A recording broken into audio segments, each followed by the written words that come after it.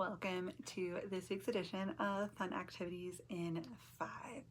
Today I'm going to be talking to you about a end of quarter project that I gave my students to hold them accountable for their free voluntary reading or sustained silent reading or whatever it is that you call it.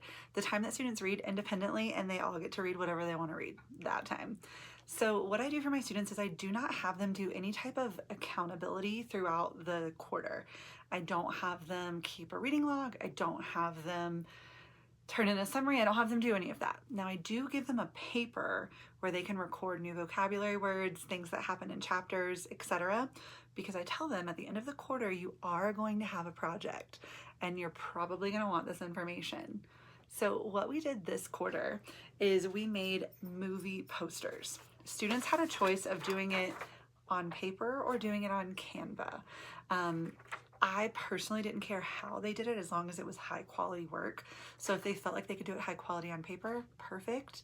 Or if they felt like they could do it higher quality on Canva, also perfect. I did tell students and I did warn them like, hey, if you do it on Canva, you need to be 1,000% sure that you can do it without a translator, without that temptation, because if you use a translator, you will get a 0. So what is on this movie poster? Number one, they have the title of their book, aka their movie, their director, aka the author of the movie. They needed 5 images that represent or that come from the book. This person did La Isla Más Peligrosa from John Seifert. Excellent story. This was a Spanish 3 class.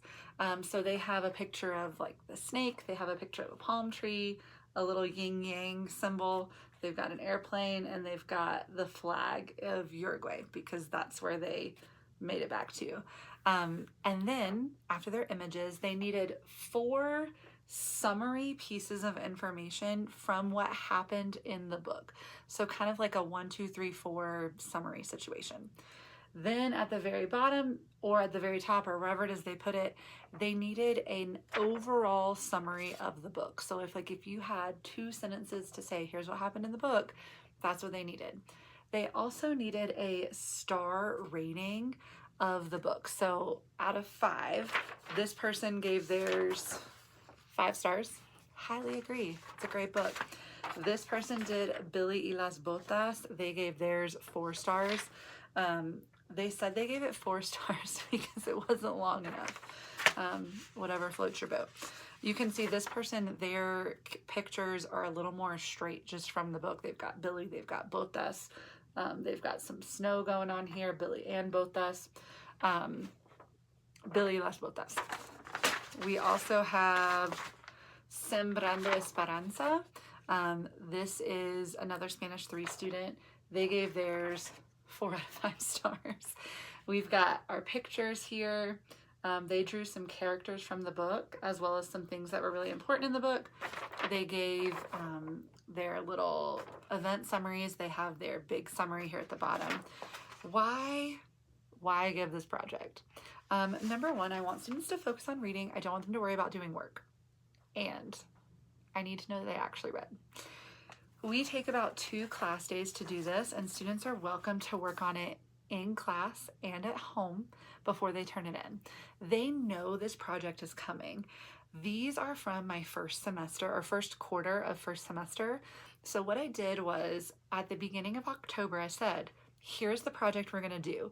On this day and this day, we're gonna be working on it in class. I gave them a block day of 90 minutes and then a 45-minute class period. And I said, if you have already completed a book and you would like to use that 5 to 10 minutes at the beginning of class when we read to go ahead and work on this project, you are welcome to do that. Here are the requirements. They're online, they're right here in front of you. So they had about 2 weeks of lead time. Then we got to the 2 days we were working on it in class, and then I told them it's due next Friday. So that was like Friday the, 13th or something. I gave them until the 20th, the next Friday. So they had a whole extra week to work on it at home. That way I wasn't having to take a ton of class time. They had a lot of lead time and they were still able to do the high quality that they needed to produce with plenty of time without taking up class.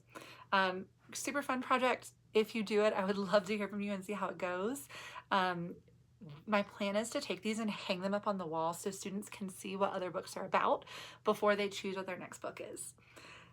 I hope to see you next time on Fun Activities in 5. We will see you soon.